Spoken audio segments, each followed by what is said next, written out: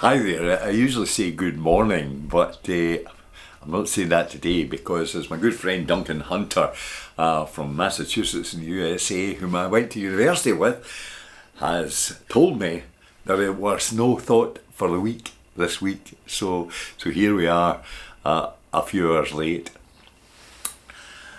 I was over in Greenock this morning preaching at Wellpark Midkirk, and Greenock was where my origins lie. My mother and father and both sets of grandparents were both born in Greenock, and indeed my father worked in Greenock pretty well all of his life, so it was quite nice to be back in a place that I visited as a child, and of course so many stories were told of the happenings of my parents in Greenock.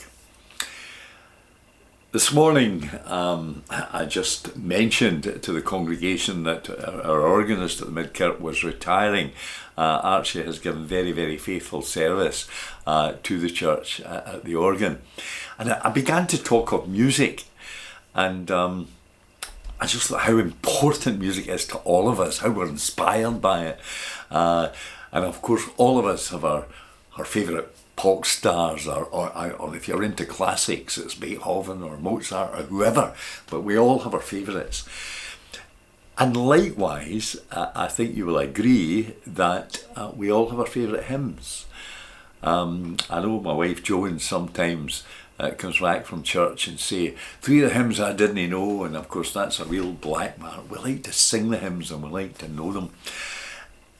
But it recalled to mind for me what used to happen in the Scottish Kirk.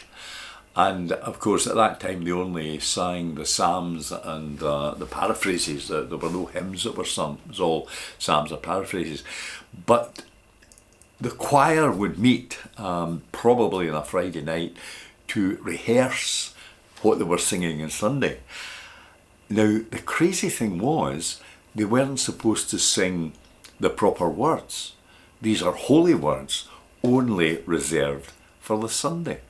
So they made up doggerel words to sing along in 4-part harmony, and that really makes me smile, to think of them singing such nonsense as this.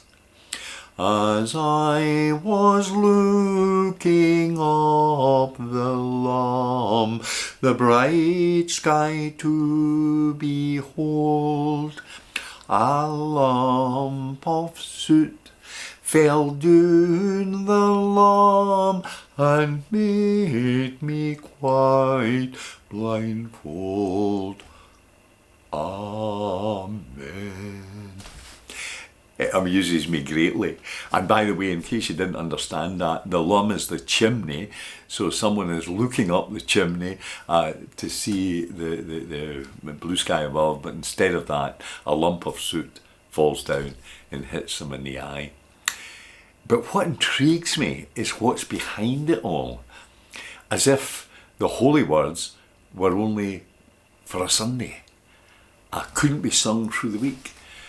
And you take that stage further and say, isn't our Christian faith a 7-day-a-week business? It's not something just reserved for a Sunday.